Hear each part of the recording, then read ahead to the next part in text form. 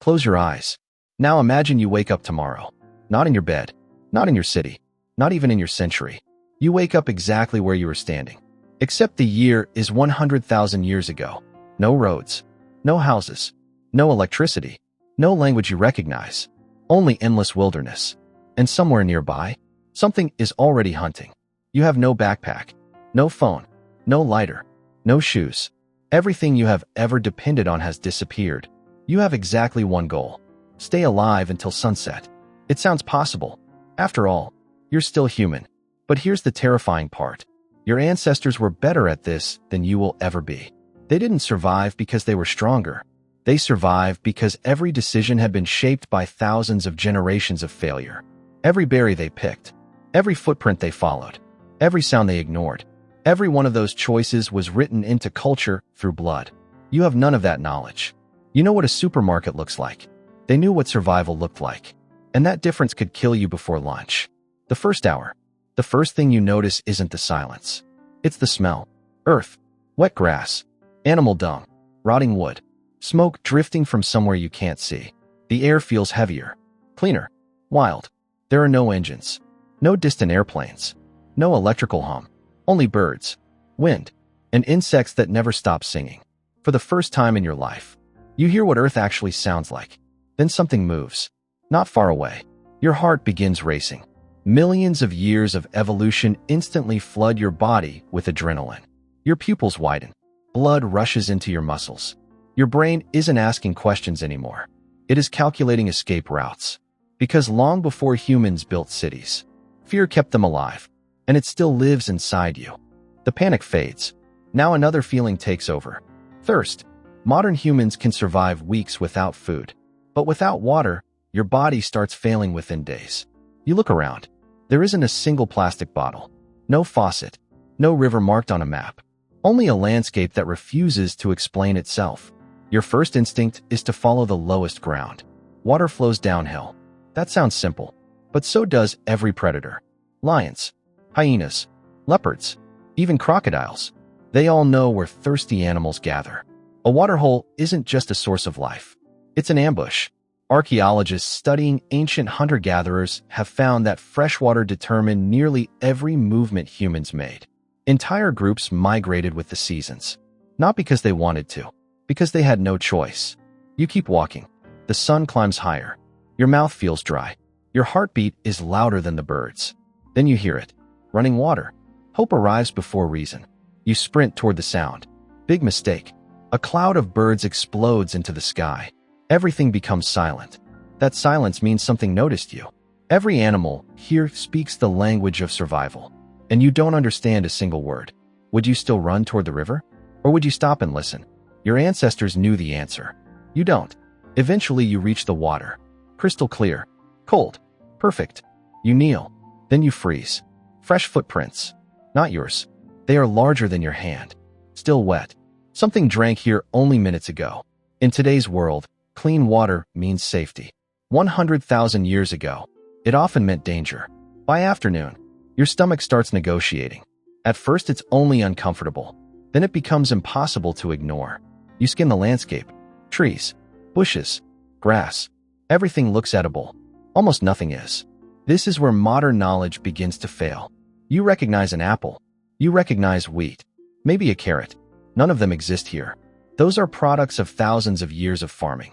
The fruits around you are smaller, more bitter, sometimes poisonous. Many haven't been cultivated yet. Early humans didn't simply know what to eat. That knowledge took generations. One mistake could erase an entire family line. Anthropologists studying modern hunter-gatherer societies, including the Hadza of Tanzania, found children spend years learning edible plants. Not weeks, years. Imagine looking at two identical berries. One gives you energy. The other quietly shuts down your liver. Could you tell the difference? Most people couldn't. So instead, you follow another rule. Watch the animals. A monkey eats fruit from one tree. Safe.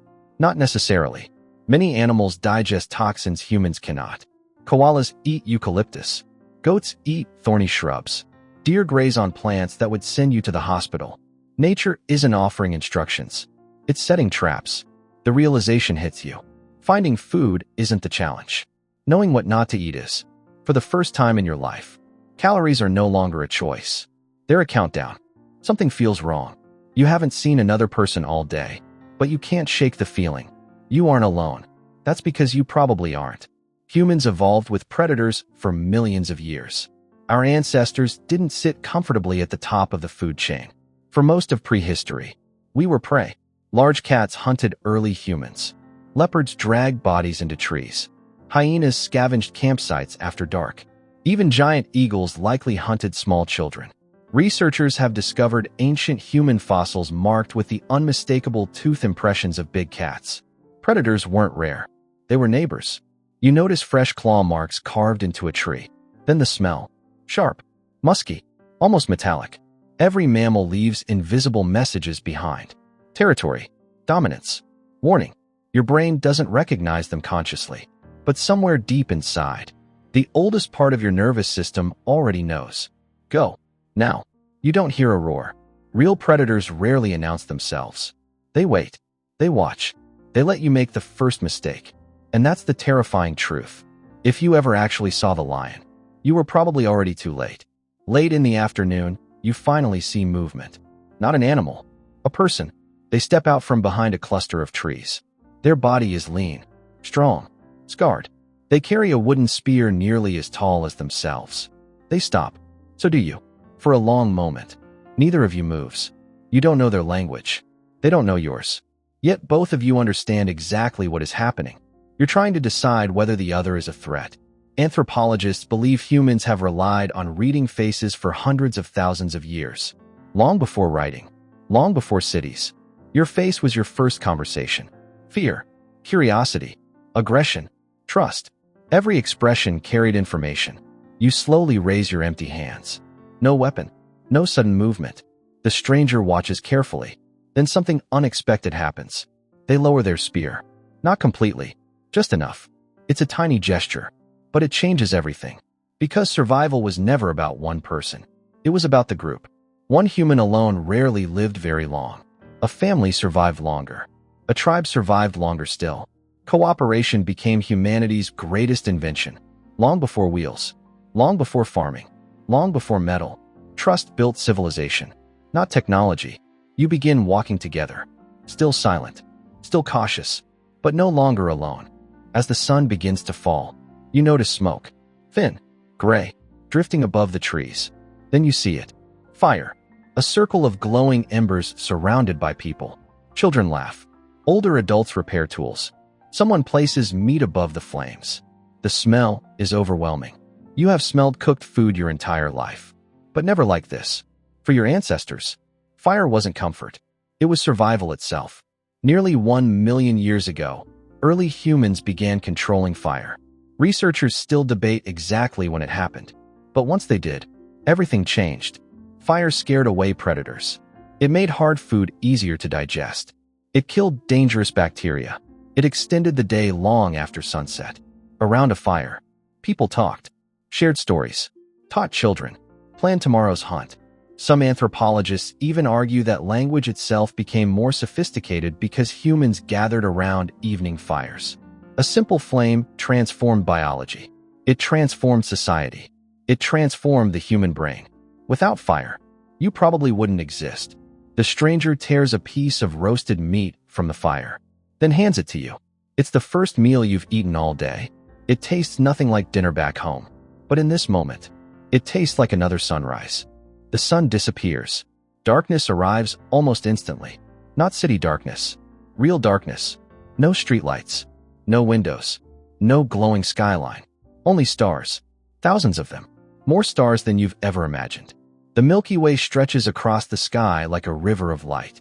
For almost all of human history, this was the ceiling above every life. Ancient people navigated by these stars, created myths from them, measured seasons through them. Today, most humans will never see this sky. Then you hear it. A distant howl. Another answers. Then another. The camp becomes quiet. Everyone listens. Fire suddenly feels much smaller. Out there, eyes are watching. Lions hunt mostly at night. Hyenas travel in clans. Leopards move almost silently through the darkness. This is their world now, not yours. The flames crackle. Children move closer to their parents. Nobody sleeps deeply. Because deep sleep once meant death. Modern humans lock their doors. Your ancestors protected each other. Every night survived was another victory. Every sunrise was earned. Morning comes. You're still alive. Barely. Yesterday changed something. Not the world. You. Before this journey, you believed modern humans were smarter, more capable, more advanced. Now you understand something different. You were never meant to survive alone. No human was. Every skill you depend on, someone discovered before you. Someone risked their life to learn which plants were poisonous. Someone mastered fire. Someone carved the first spear. Someone recognized animal tracks. Someone learned how to heal a wound. Someone remembered the stars. That knowledge passed from one generation to the next until it reached you. Civilization isn't made of buildings. It's made of memory. Everything you call common sense is borrowed from people whose names have been forgotten. 100,000 years ago, the most valuable tool wasn't a weapon. It wasn't fire. It wasn't strength. It was another human. Because the greatest survival strategy our species ever evolved was never standing alone. So if you had been born 100,000 years ago, you probably wouldn't have changed history. History would have changed you.